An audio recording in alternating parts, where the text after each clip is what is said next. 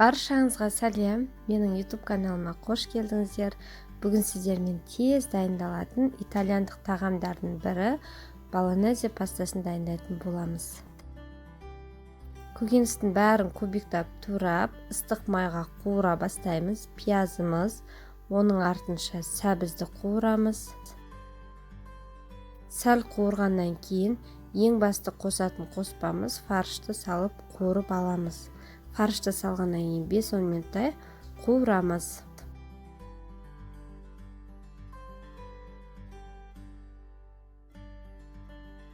Фаршымыз қуырылып жатқан кезде біз қызанақты блендермен немесе мясорубкамен өткізіп аламыз. Міне осындай болып шығады. Томат тәріздес. Осыны фаршымызға салып, тағы қуырып аламыз. Міндетті түрде блендермен немесе мясорубкамен өткізіңіздер. Сәл қуырылғаннан кейін томат пастасын қосамыз.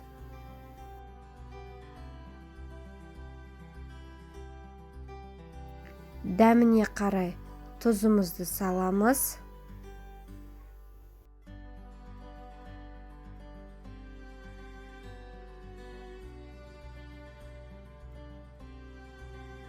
Енді бізде қызыл тәтті бұрыш, чеснок және жартылай ащы бұрыш. Осы көкөністерді қосып, тағы да сәл қуырып аламыз. Біраз қуырғаннан кейін бетін жауып, 10-15 минут қайнатамыз. Фаршымыз пісуі қажет. Міне осындай болып бізде шықты, өте дәмді болады. Енді осыған лапшаны дайындаймыз. Ол үшін суға, қайнап тұрған суға спагеттиді салып пісіріп аламыз.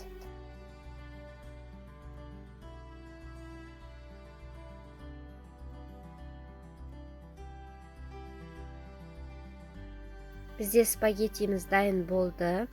Енді осы спагеттиді сүзіп алып, сәл сұйық май араластырып қойсаңыздар болады, себебі жабысып қалмауы керек.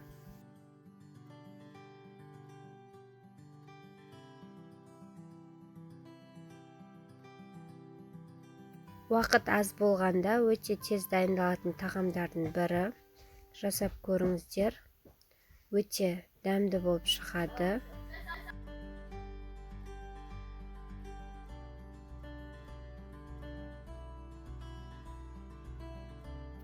Бетіне подливаны қойғаннан кейін міндетті түрде сыр себіңіздер. Сол кезде өте әдемі және дәмді болатын болады. Сіздермен болған Айжан Ерболатқызы. Менің каналымда басқа да видео рецептер өте көп. Каналыма жазылуды ұмытпаңыздар. Менімен болғандарыңызға көп рахмет.